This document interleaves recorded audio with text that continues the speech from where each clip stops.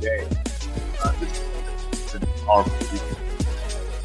Brought together so many people, voices, local leaders, artists, inspiring celebration of environmental justice, cultural expression, and community storytelling.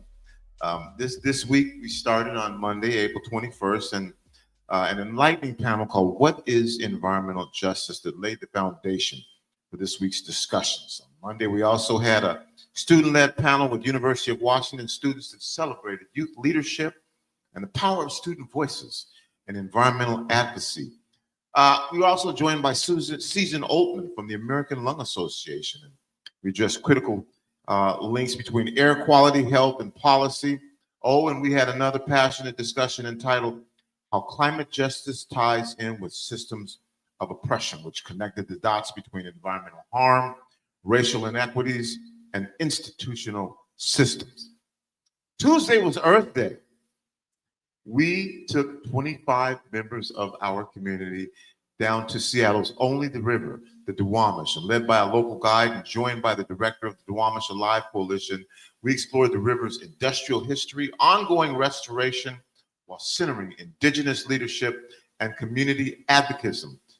Later on that day, we also had the opportunity to witness a powerful performance from Alicia Mulligan.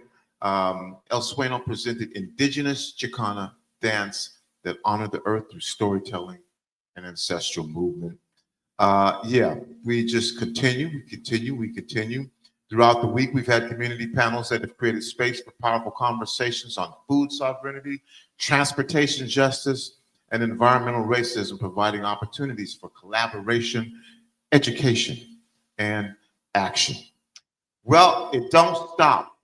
I'd like to thank our panelists who are going to be here today. This conversation, and I know a lot of you have been waiting for this one, communities and clean water.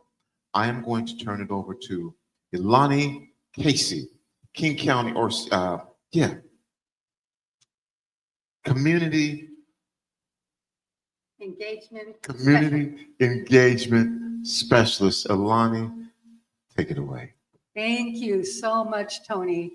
My name is Ellany Kayce, and I am an enrolled tribal member of the Tlingit Nation from Seattle. My people are from Southeast Alaska. I'm born and raised in Seattle, and I'm the Community Engagement Specialist for King County Department of Natural Resources and Parks in the Stormwater Services section in the Water Quality Compliance Unit.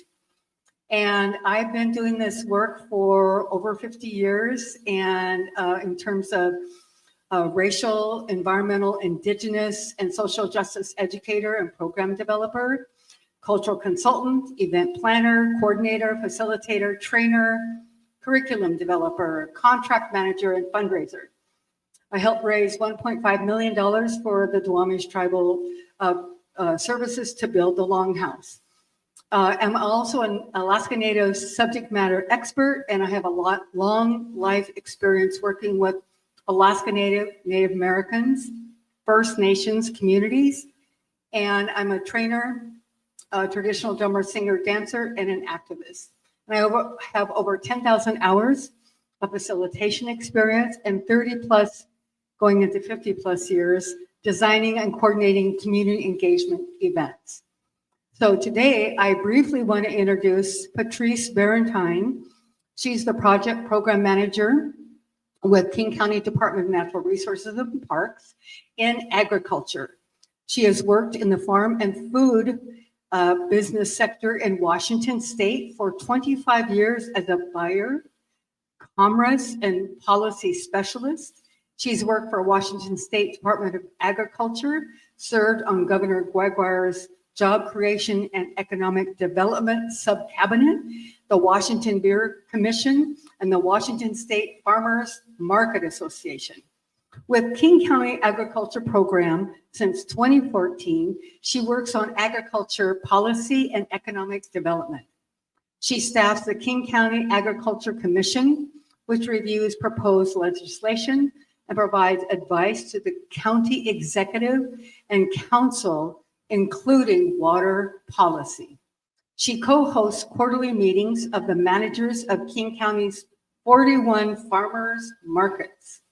She focuses on solving local meat processing bottlenecks, including the new USDA small-scale processor that opened in 2024, and fresh and halal processing for East African communities in King County.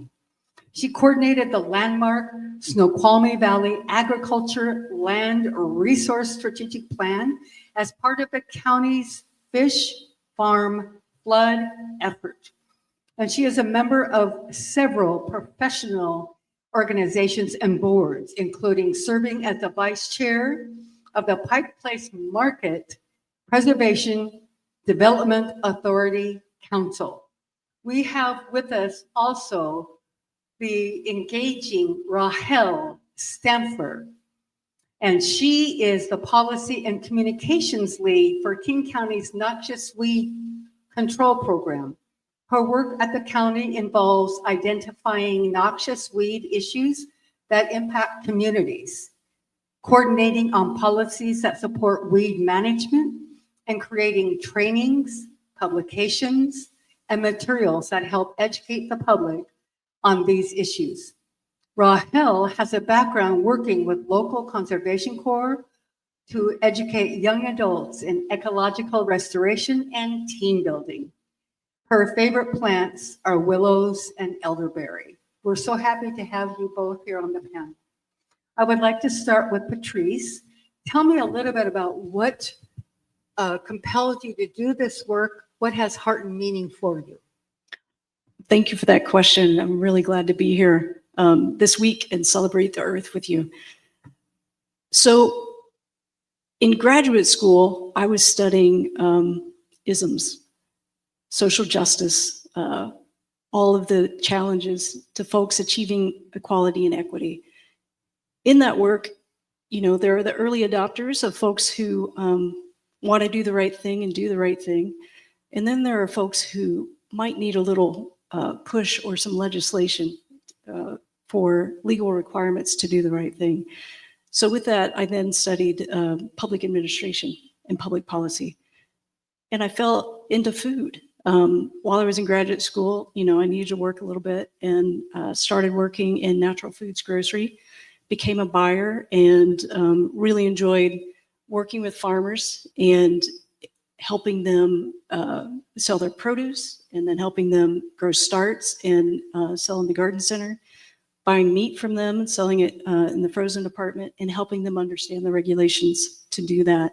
And so that really spurred off into, at the time, me being the largest direct buyer of farm produce in the state.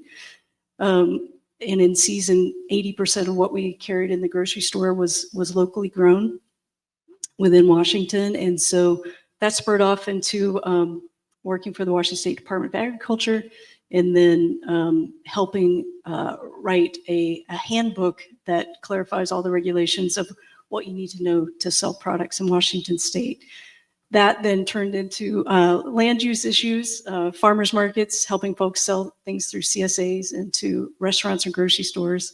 And then the last 10 years has been a lot of policy work within King County of creating and updating the agriculture code to allow folks to do more together and aggregate product and work together on farms, because things previously were written for a single farm to do something on their property and not more.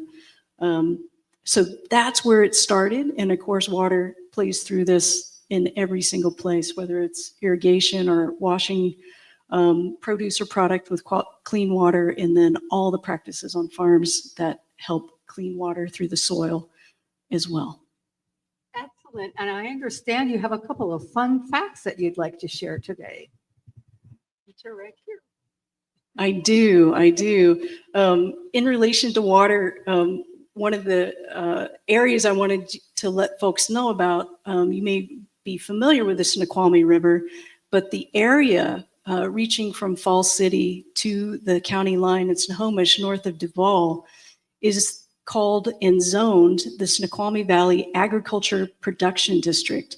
This district is specifically for agriculture production, And in that 14,914 acres, we have 214 commercial farms. Most of those farms grow produce, whether that's vegetables or fruit and berries that they sell at King County's 41 farmers markets. Great. That's wonderful segue to Rahel.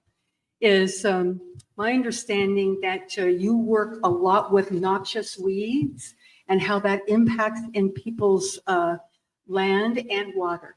Could you share a little bit? Sure, I'd be happy to. Yeah, my name is Rahel Stampfer, and I work with the Noxious Weed Control Program. And really, weeds are this nexus, I think, where we see that our relationship with the land is imbalanced and needs some adjustment. Usually, when there's a problematic plant on a site, it's because there's some history there, right, of disturbance, of impacts that humans have had. And we have a real opportunity to feel that impact, and not just for the value of the soil and the plants and animals that depend on that land, but also on our communities, right? That really flourish when we have access to green spaces, we have access to forage plants, and can make a really healthy and good life for ourselves. So that is very much connected, our communities and the plants that grow in those communities. So that's kind of the heart of my work with that program. Excellent. So I understand that there are some common weeds you might see in particular neighborhoods, and what might be? Yeah, so some weeds we might enjoy the fruits of, say, for example, blackberry, which I know grows abundantly throughout the city and our entire region. Sometimes that's a wonderful thing, right? It's great to pick berries. Like, I love picking berries with my children, but sometimes it's a real impediment to growing a more diverse and flourishing set of species in an area. And in some cases, we might really desire tree canopy instead, and really want, especially in the heat islands that really impact human health and community stability. We want instead to see flourishing of big shade trees that the blackberry just doesn't help us out with. On the flip side of blackberry, you can also find a lot of poison hemlock growing throughout our city. That's a plant that no one should ever eat. Very dangerous and toxic plant. And we see it. We actually want to tackle that because it causes a public health concern. Mm-hmm. So as you see, maybe the disturbance is the original issue with the weeds, but the impacts are wide and varied. Yes, and I understand that your noxious weed control program has guidance to help you decide how to tackle your weed issues. And so you want to give a little example about that? Oh, sure. Yeah.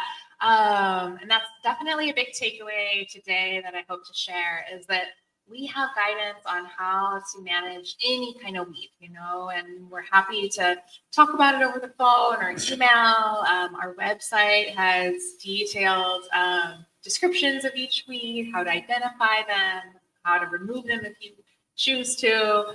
And I think that's a really great resource that I hope folks can learn about. Yeah. Great. And then there are some weeds that we know are edible, and while others can kill you.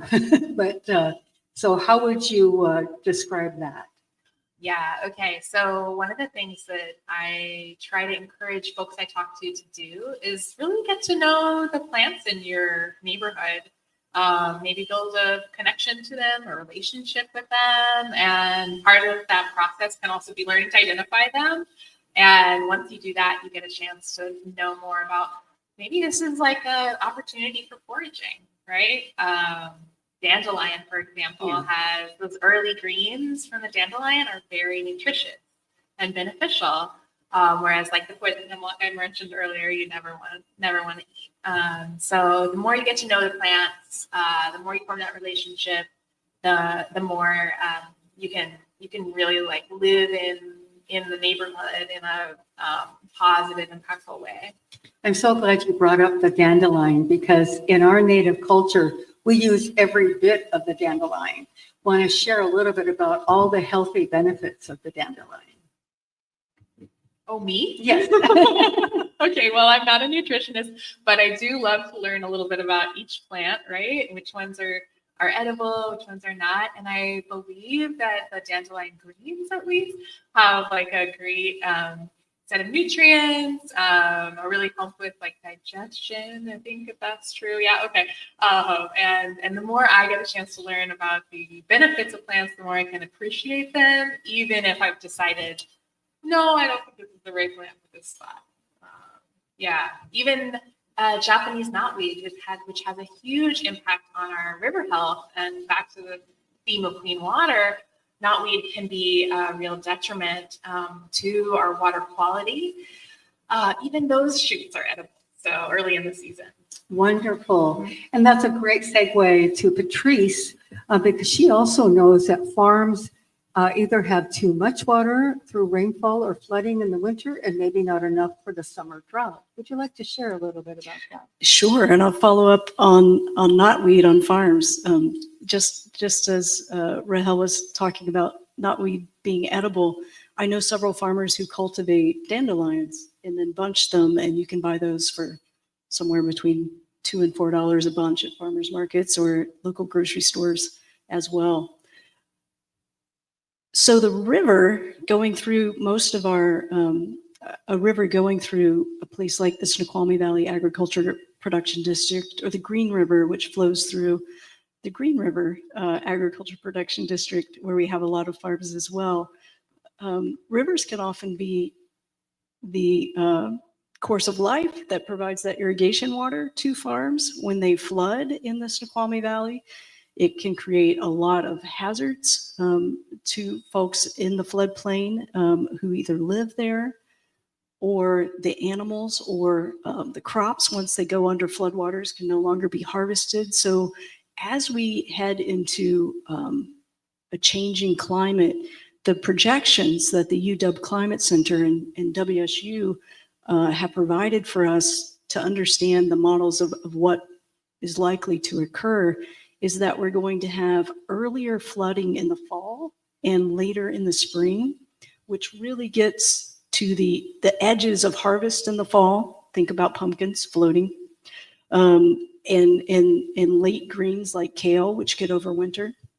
And it really will set back spring production as far as folks getting out into the fields early to be able to till and plant particularly spring greens. And so that is something to really be concerned about. And again, those floodwaters often bring things, downriver, and can spread things like Japanese knotweed, bindweed onto farms. And so that's another area where water can be great in providing irrigation water and providing cool water for salmon.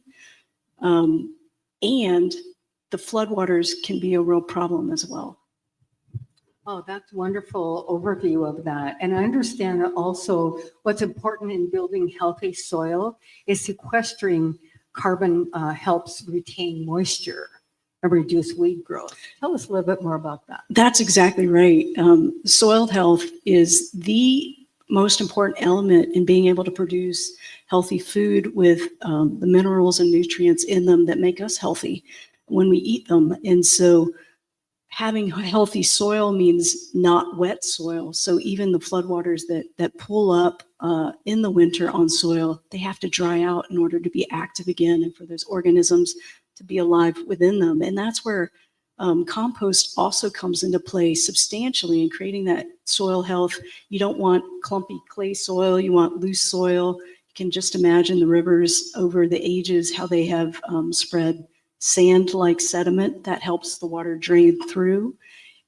And as you think about soil is often used to actually clean water, and artesian wells function that way. Our colleagues in King County and Willard in our science department have recently published information about how they've found by filtering the 6-ppdq, that element that makes tires on cars last longer. That nutrient is killing salmon. It's washing into our streams and rivers and killing salmon. And they have figured out that a combination of soil, biochar, which is basically like a burned carbon, and compost can completely 100% filter out the harmful chemical. I don't think I could say it again, 6-ppbdq. And that's just incredible. And so when you think about farmland acting as that fantastic filter for so many harmful things coming into the environment, think about that soil, and the healthier we can have that soil, the more it can filter stormwater before it goes into streams or rivers and goes out into Puget Sound. So you can really see in this effort how all of these things work together to provide healthy water for all of us. That's wonderful. And that reminds me of the experience that you have also with the Pike Place Market Preservation and Development Authority Council. It reminds me of the importance of having the farm, the healthy water and the healthy soil, because they're growing the vegetables and the fruits that we need to survive. And then the farm to table, and how Pike Place Market is a really important hub of local farmers selling their healthy fruits and vegetables. Tell us a little bit about that. Sure, I'm happy to talk about the market whenever I can. Pike Place Market is the soul of Seattle, and we all love it, and bring our friends and family there for special occasions and for everyday meetings and chance to buy fresh produce and buy great food and hang out, and now look at the new fantastic overlook park and walk. But Pike Place started in 1907, and it's a great story if you haven't heard it, which is brokers were buying produce from local farmers and raising the price 10, 20-fold. And so, onions were off the charts, and farmers were getting, cents on the dollar, and brokers were making lots of money. And so consumers, mostly women at the time who bought produce, rebelled with the farmers, and they started buying direct. And I'm so happy that the market has continued since 1907 very successfully, has incubated numerous businesses, and so many farms have benefited from the market and from the Seattle population buying from those markets over time. And we're so happy to have such a strong and healthy among flower farmer vendors at the market. That's a 40-year commitment and generation. And that too is a partnership with King County, who provided the farmland for Hmong farmers, with WSU, who provided the education on how to farm in this different climate, and Pike Place, who provided the marketing support. Which I love that story. Because I'm born and raised in Seattle, I'm very familiar with the history, but I love to hear about it.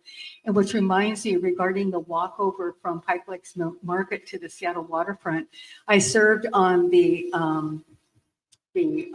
Friends of the Waterfront Committee for 3 years, on the Pulling Together Committee, which was an all-native committee, which I helped establish along with the Friends of the Waterfront. And we had the opportunity to help design parts of the waterfront. We got to select many of the artists that's happening down there, the artistry, and got to select a lot of the local Native American artists. And so I felt very proud to be able to be part of that history of Seattle. And their big grand opening is on May 31st, which we hoping to be there.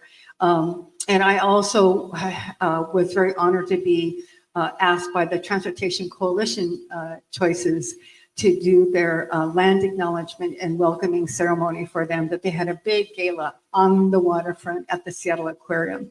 We also went into the brand new aquarium, which is there, and it's just a really beautiful site. So we're very fortunate to live here in Seattle. And really, I welcome the fact that all the work that we're doing to keep the water clean, to keep the air clean, to keep the salmon clean and fresh, and the fruits and the vegetables, because as we know, everything is connected. And so we want to make sure that, the weeds are clean, the ground, the soil is clean, and that we are protecting our neighbors here in Seattle in all the neighborhoods, Skyway and White Center and many of the other neighborhoods. Is there anything that you'd like to add, Rahel, so far? Sure, yes. It's I love this theme of interconnectivity, and maybe at first glance, this theme of water and weeds and soil seems disparate, but then when you take a closer look, you get that microscope out, realize like, oh, right, no, these are really connected, and maybe that through line really is water, right? Water's transporting weeds, water's impacting our ability to farm, which in turn impacts our ability to eat healthily and have healthy lives. And so to me, that through line makes a lot of sense, really clicks. And I think partly you also see that through line when you ignore the interconnectedness of our work, or when you maybe there's examples out there where folks focus in too much on, oh, I'm just going to focus on this one plant, or oh, I'm just going to focus on this one market, or this one chemical, right? And unfortunately, that mindset really leads to kind of like a potential pitfalls that you see where you don't really fully resolve the true issue, and you miss out on opportunities for multiple benefits to arise. Right, and I'm so glad you mentioned that, because I too was also wondering to share with our listeners here today of how did you come to King County in the Department of Natural Resources and Parks? We'd love to hear that story. Sure, yes, happy to share it. I think for me, I knew that I cared a lot about becoming like what I now kind of think of as this like earth balance or earth healer, because I kept seeing these problems, and for a while, the answer is less human interaction with the natural lands. And I don't know exactly where I got that message, but I certainly received it as a child that humans were the problem, and if we could live lightly, and make ourselves sort of invisible, maybe we would reduce our impact. And over the years, I came to learn from so many others how wrong I was, how much of a role humans have to play in fixing the problems that we have woken up within. So that's a big piece of my inspiration, why I keep after it, why I wanted to pursue a career in natural resources or environmental service, as some would call it. And I guess I got started working in a conservation corps, which is a really great avenue to getting involved, learning plants, giving back to community through service. And that's kind of how I got going. And eventually I actually also studied public policy and got interested in more of the background of how we make decisions. So that's a little bit about how I got involved. Excellent. I'm so glad you mentioned community, because that's also part of my background. I am, as the community engagement specialist, I've been doing a lot of educating internally and some externally about, what are the best practices around community engagement, and definitely making sure that you're engaging with community in a respectful way, and that you're being welcoming and inclusive, creating that kind of environment, identifying what the community's needs and their values are, and what are their guidelines, what's important to them, centering their lives and their lived experiences are what's really important.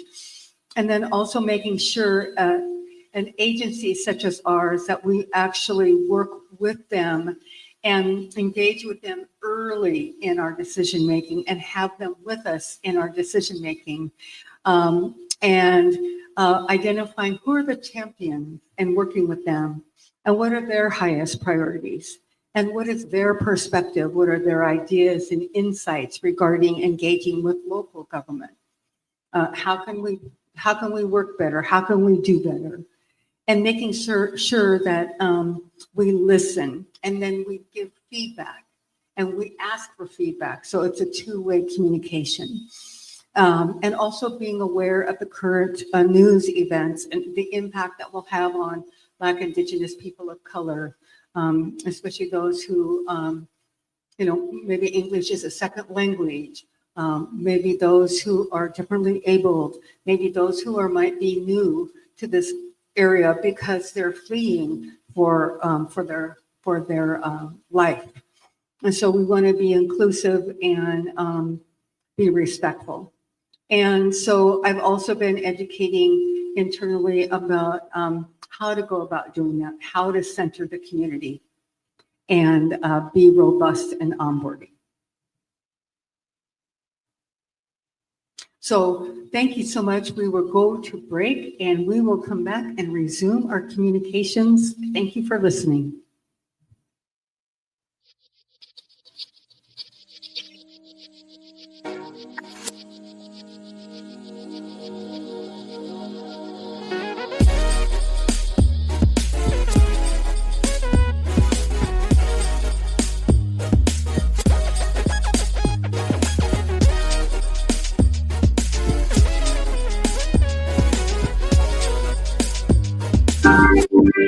This is Paul Pearson, host of Star Time.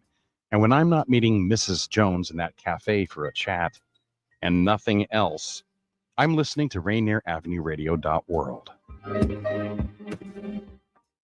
Sediment cleanup of the lower Duwamish River has begun. The U.S. Environmental Protection Agency and the members of the Lower Duwamish Waterway Group, which includes King County, the City of Seattle, and Boeing, have begun sediment cleanup of the Lower Duwamish Waterfall Superfund site. This important environmental project will address sediment pollution and help restore the health of the Duwamish River. Starting in the waterway's upper reach, construction activities extend from the South 102nd Street Bridge down straight to the Duwamish Waterway Park. Over the next 3 years, in-water activities will occur from October to February, ending in February 2027. Visit ldwg.org to learn about the upper reach cleanup and sign up for email updates.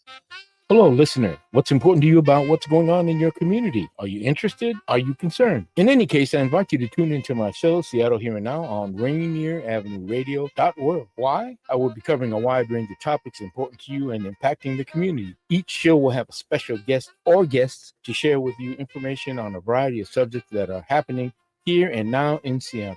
I promise I will work hard to make my show informative, interesting, and entertaining. Be sure to listen to Seattle Here and Now on Rainier Avenue Radio.world. Hello, I'm Tony Young, and every week I will be your guide to the music of the Fab Four with my show With the Beatles. John Lennon, Paul McCartney, George Harrison, and Ringo Starr, those four lads from Liverpool. First airings are Tuesday night from 7 to 9 p.m. with repeats on Thursdays and Saturdays from 8 to 10 a.m. right here on Rainier Avenue Radio. Tune in to catch Beatlemania. Are you in need of new or gently used clothing? Hope's Community Closet is here to help. We offer a wide range of clothing for men, women, youth, children, and infants. Join us on the fourth Saturday of each month from 12:30 to 4 at the Silent Task Force. We're giving clothing with care, community with heart. Lovely Ladies Lemonade for sale, and shop to the sound of old school soul. Any questions? Contact Alicia Kennedy, Executive Director of Women United at 206-316-7601. 206-316-7601. Come and find the perfect outfit for you and your family. We look forward to seeing you there. You are listening to Rainier Avenue Radio, your community radio.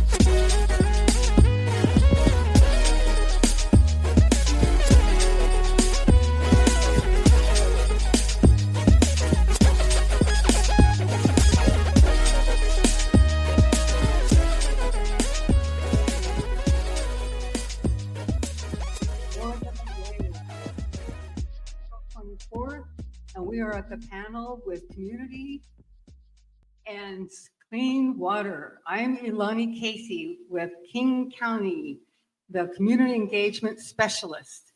And we have with us Patrice Barrentine, She works with King County Natural Resources and Parks and Agriculture. And we also have Rahel Stampfer, and she works in Noxious Weeds. So we're back. We have a few more minutes left to go. And Rahel, was there anything that you'd like to share regarding how, if people have questions, or how would they get a hold of King County? Oh, sure. Yes. We run both a website that you can find at kingcounty.gov/weeds. And we also run an email line where you can send in photos of weeds you find, questions you have about control. That's noxious.weeds@kingcounty.gov. And we also run a phone line. Don't call right now because I'm here. But that's 206-477-WEED or 206-477-9333. So yeah, get in touch. Don't be a stranger. We want to talk to you about the concerns you might have about the plants growing around you. And if people want to learn how to identify plants, is there a particular place or space where they can get some learning about that? Yeah, well, our program does run trainings and has quite a lot of information on our blog. So please, yeah, visit the website, check those out. A lot of those things are recorded. The other thing that I'd just like to make a pitch for here is there's a great nonprofit called iNaturalist that runs really cool software apps. And I'm not usually like a big booster of online tools, but this one is pretty special because you can post a picture of a plant or animal you see, and folks from your community will chime in and let you know, oh, I think that's this, or I think that's that.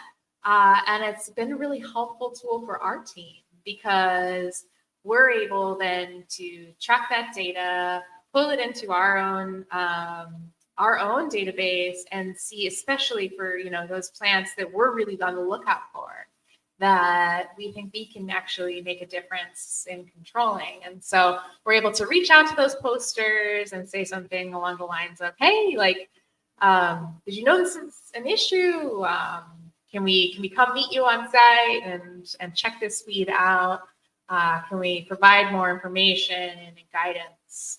So iNaturalist, it's a nonprofit, and they run a really, really cool software that's helpful, I think, for anyone. That's awesome. Also, I understand there's some sort of a tool library around the county where they loan out tools to get rid of weeds. Yes. So I really highly encourage folks to find their local tool library.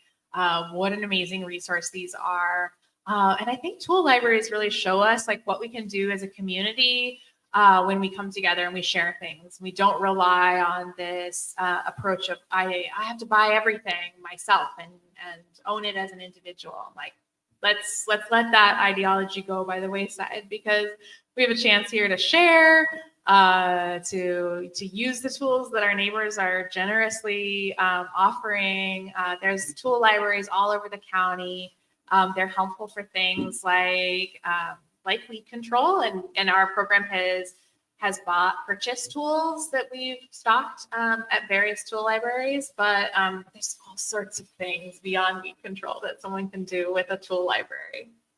Excellent. And coming back to Patrice, I understand that there's what is called a watershed improvement district, and that the WAD is what it's known as, is a water bank that holds about 5% of the climate projections. Yeah, this is a special district in the Snoqualmie Valley. It's called the Snoqualmie Valley Watershed Improvement District. And the landowners in that district pay into this and get services in the water. They have a water bank, and most folks may not know what that is, but they literally hold in this bank water storage and are able to allocate it from a water right to farms to be able to operate and irrigate. They also work with transfers of water. And so if a farm has a water right on their farm and they're not using all of it, you have to use it or you lose it. in Washington State. And so you can transfer that water, and they just do a wonderful job serving the needs in the Snoqualmie Valley and in those 214 commercial farms. Yeah, so let me circle back to climate projections. And in the next 20 to 40 years, what we were able to assess through the Snoqualmie Valley Land Resource Strategic Plan, which is a mouthful, is that the WID currently in their water bank holds just 5% of what we project is needed. So we're 95% short of the estimated water storage needs to irrigate crops in the Snoqualmie Valley alone for those 214 farms. That's in the next 20 to 40 years. So you can see how, we've already talked about flooding and what that brings onto farms, but not having water in the summer impacts farms, can really impact them intensely. And remember, in Western Washington, we have a lot of water, but without the snowpack, it's not coming down through the river. That means the river isn't staying cool enough so that salmon can thrive. And so we've got the double whammy. And that's what King County's done such a great job of, is working within this group called Fish Farm Flood with the Tulalip tribes and the Snoqualmie tribe, with different cities in King County, as well as with farmers, to figure out how in this footprint of this 14,914 acres, can we share the natural resources and do work together that benefits fish, farms, and flood all together. And I can't say enough about that great work. And I would encourage folks, if you're interested in learning more about that, to go to the kingcounty.gov website and type in Fish Farm Flood. You can find the Agriculture Strategic Plan and a lot of other information about how we've been able to work together for the last 10 years on this project. Wow, that's impressive. I'm so glad you shared that because that reminds me of some of the other wonderful work that King County is doing. This is hot off the press. We have an event coming up for celebrating Juneteenth celebration and festival. And it's going to be on Saturday, June 14th, 2025 from 3 to 7 p.m. And King County, along with many other agencies, are going to be at the Campbell Hill Elementary School from 3 to 7. Their address is 6418 South 124th Street, Seattle. And King County works to manage polluted stormwater runoff to enhance water quality in Taylor Creek and reduce the impact of rainwater runoff across the creek's watershed. So to do that, we're planning ahead and want your input on current and future projects there in Skyway. And what do you like on this wish list? Here is the list that we've identified, and we'd love to get your feedback. Safe and inclusive spaces and more equitable access to nature, improved water quality and reduced localized flooding, more trees to improve climate resilience, empowered youth and workforce development, connecting local education to the local environment, and improved roadways and neighborhood walkability. If those are the things that you're interested, along with excellent food, fun, games, and being in community in Skyway, we would love to see you there June 14th from 3 to 7 at the Campbell Hill Elementary School. For more information, dial 206-477-4811. That is 206-477-4811.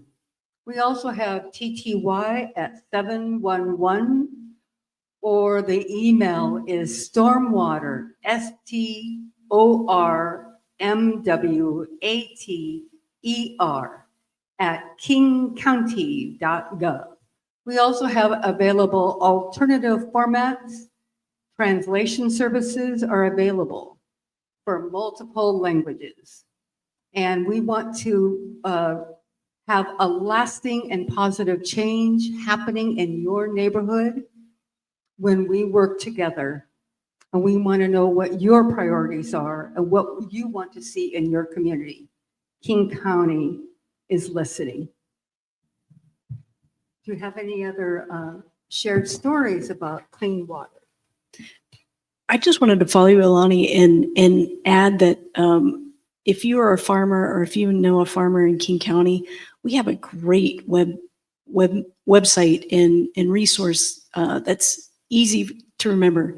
It's farmkingcounty.org, and it is specifically for farmers and has information on business planning, financing, regulations, food safety, marketing regulations, the whole 9 yards. And we are currently working on an update to that site, which will launch later this year.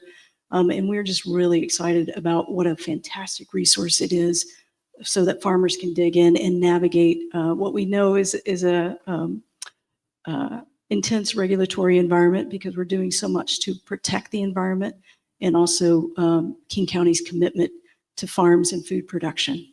So just wanted to talk about that. Excellent. Yeah, well, I'd actually like to offer a question to you, Patrice, if you don't mind. I'd love to hear more about how the farm program that you work with is including more farmers in farming, and how folks who maybe farmed in the country they immigrated from can get involved in farming, or folks who haven't been involved in farming can enter the field. It seems like, I don't know, a daunting task. Thanks for that question. I can't say enough about what we're doing in our agriculture program, and some of my colleagues have really led the way in multiple ways. As I mentioned previously, King County is home to about 70 to 100 different Hmong farmers who've immigrated to the United States fleeing war, mostly in the 70s and 80s. In recent years, we've had over 9,000 Afghan immigrants come to King County. We also have, we estimate about, I believe it's 7,000 East African immigrants coming to King County. And my colleague, B. Cha, did a study about 5 years ago where he reached out to various community groups and organizations and researched and did a study to see how many of these folks were farmers in their homeland and were looking to access farmland in King County. And through that process, we have expanded the number of farms that we own and operate and lease to organizations and to individuals to help them farm. So that's one thing I just want to talk about in that opportunity is there. We also have some really good farm incubators in King County, Viva Farms. Highline Community College has been a great partner. Former King County Executive Dow Constantine's local food initiative has really helped turn up the dial on that. And I can't say enough again about what my colleagues have done to help support those efforts. Another piece that I've worked on a lot is with folks coming from different areas of the world. We've got different food cultures, not just different products to grow, but different ways of even processing or eating food. And I'm really proud of the work that we were able to do in partnership with King County Public Health and 3 East African community organizations around safe meat education, as well as legal processing, to ensure that folks have safe quality meat to eat, to prepare their dishes with family and friends and special occasions and all of that. So there's a lot of work to still do, but I work right now with about 4 different businesses who are interested in being licensed to provide halal or fresh slaughtered meat, which is unique. And one of those things that I wouldn't have really guessed earlier in my career, but I really love helping people solve difficult problems, and meat processing is one of those pieces that is incredibly complex because we have state and federal guidelines, and then if you sell at retail, there are local health department guidelines. So it's a tough nut to crack, but we're doing it, and so that is another element of that. Often in King County, the first place that someone is able to sell a product that they grow is through farmers markets. And I can't say enough about the 41 farmers markets in King County and their management and staff who work with hundreds of farmers in King County and throughout the state to offer fresh quality produce and vegetables and meat and cheese and dairy products each week, and flowers to so many neighborhoods in Seattle and in King County, from Des Moines to Carnation, Issaquah to Burien and Vashon. We've got just such a wonderful smorgasbord and food culture in King County, and it's made possible through the dedicated work of so many farmers, their employees and staff, and so many of those folks are immigrants to this region and to King County. So I can't say enough about that. We also, on our King County owned and operated farms, we also lease to the Black Farmers Collective, and they've had a couple radio spots in the show this week I saw. So shout out to those guys. They farm both on our Sammamish Valley Farm, which was the original Indo-Chinese farm project where the Hmong farmers farm, right off the Sammamish River in the Sammamish Valley Agricultural Production District. But we just have a diverse population, and serving those needs with appropriate foods, whether it's sweet potato leaves grown on our Horseneck Farm by a farmer, or nightshade and lots of native plants that make folks feel like home and enable them to prepare those foods that they long for and that are important to their cultural celebration. So thanks for the question. Wonderful. Thank you so much. And I'm wondering if you get very many questions about the current dilemma with the lack of eggs. If you'd be willing to address a little bit about that. Sure.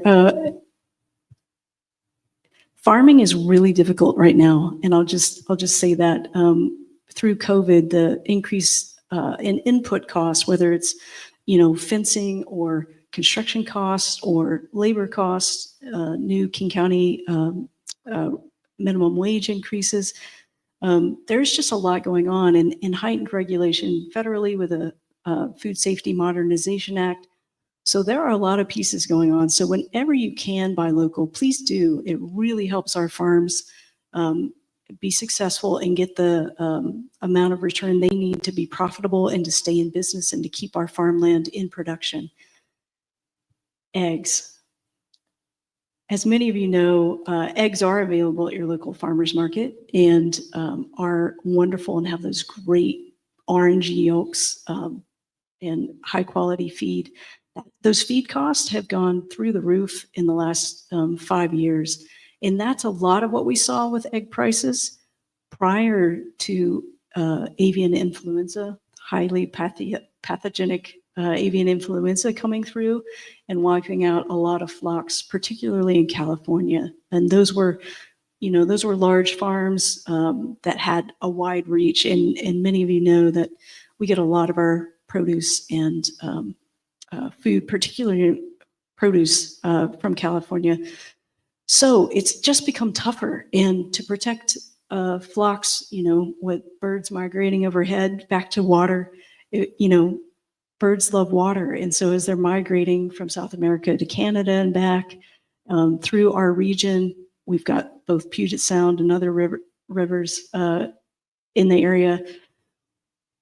There's a lot of risk. And so if you are buying eggs from a local farmer, please thank them for their diligence and just care in which they're protecting their birds right now in order to provide food to you.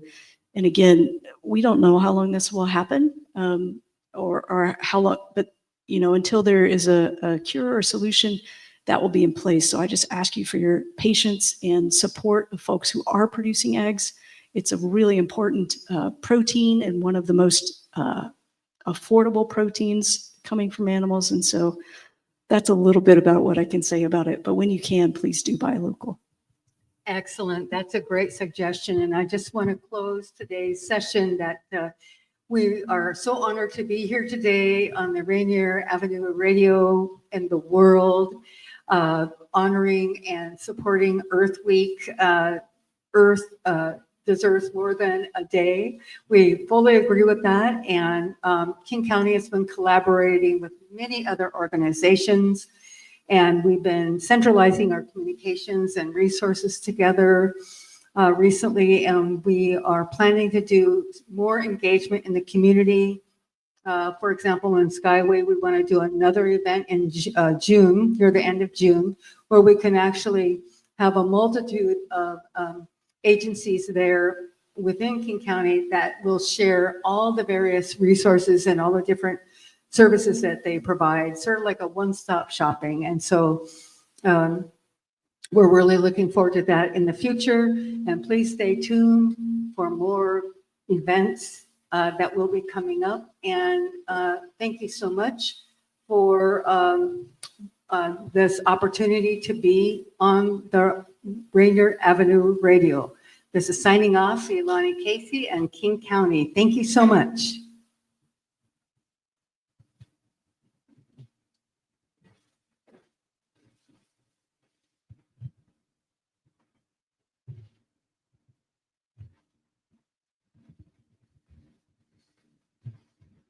All right. Thank you so much. It's me, Tony B, here on Rainier Avenue Radio.world. That was the panel discussion, communities and clean water. Thank you so much for, again, sharing all this vital information with us. But don't go away. There's more. We'll be starting at 4:30 starts youth night. Yeah, we'll have a youth panel discussion. That's going to take place from 6 to 7. And then there'll be tabling out front as well. We'll have tables from a youth storytelling workshop, King County Metro Youth Mobility Program. And then from 6 to 7, make sure and tune in again, whether you're watching or listening, to the Youth Leaders in Environmental Justice panel that will be taking place again right here. And we'll be here again tomorrow as well. Wow, we've been doing this for an entire week. And it's just been a blast as well. I'll tell you a little bit about what's going on. We had a guided tour of Seattle's only river, the Duwamish, which was led by a local guide, joined by the director of the Duwamish Alive Coalition. The tour explored the river's industrial history and ongoing restoration while centering Indigenous leadership and community activism. Later on that afternoon, we had a powerful dance performance, Indigenous Chicana dance, performed by Alicia Mulligan. We've got more, of course, coming up, but throughout the week, we've had community panels, which have created space for powerful conversations on food sovereignty, transportation justice, and environmental racism, providing opportunities for collaboration, education, and action. Tomorrow, we've got more panels coming up. One panel is on safer fishing. We've got a panel with local elected officials like Seattle Mayor Bruce Harrell, Bremerton Mayor Greg Wheeler, Seattle City Council President Sarah Nelson, for a critical conversation on how cities can lead in the fight for environmental justice. Other panels, a rent control panel, giving you information of, oh, there's the schedule right there. Rent smart, repair issues and landlord duties, the Sweet Home Poetics with KC Hazardous Waste. And then we'll be closing the entire week as far as panels are concerned with a journey to a cleaner tomorrow. That seems like a good way to end the panel discussion. But wait, again, there's more. Friday will be our closing ceremonies. That is going to be just a blast. There will be a vibrant celebration featuring traditional music and dance from the Marshallese community. the Vietnamese community, and the Filipino community. Then we'll have other performances as well. This will be the final day for the Art of Soul Gallery, your opportunity to experience visual storytelling from local artists whose works highlight the intersection of climate justice and community. Artists will be here and they'll be present to share the stories behind their work. This event affirms the work of environmental justice is ongoing and rooted in culture, history, and community strength. And we encourage you to attend the remaining events and explore recordings and resources online. You can go back to Rainier Avenue Radio.world. Every single panel discussion, interview, workshop has been either streamed or will be streamed, and you can go back and watch it in perpetuity online. So you don't have to miss anything. This has just been incredible information. We're gonna take a short break. Again, at 4:30, the tabling will start for Youth Night. Youth will be in here from 6 to 7. The youth-led panel discussion, then we'll be back again tomorrow. Wow. And this keeps going on Saturday as well. We'll be at Skyway Park for resources and an opportunity to get engaged and get involved. The volunteer event, and that's at Skyway Park. So Earth deserves more than a day. You know, we thought about it, and it was like, how do we fit all of this into one day? Well, you just can't. And so in order to share information with you and make sure that we provided kind of as best we could a holistic approach to this, because this is the one planet that we have. And maybe it started out as a gob of goo like a bunch of other planets, but then life was formed on this planet. And there are no other planets out there that we know of that have life. This is it for us. We can't go anywhere else. This is the one planet that we have. Now, I understand politics are involved in this. You cannot take the politics out of this. I understand that we live in a democratic country and we voted for a different federal administration that is rolling back some of the protections that were given to us by the Biden administration. Some of these protections protected our community members from things like cancer. And here's the kicker, and it just is what it is. Most of those protections protected people because they impacted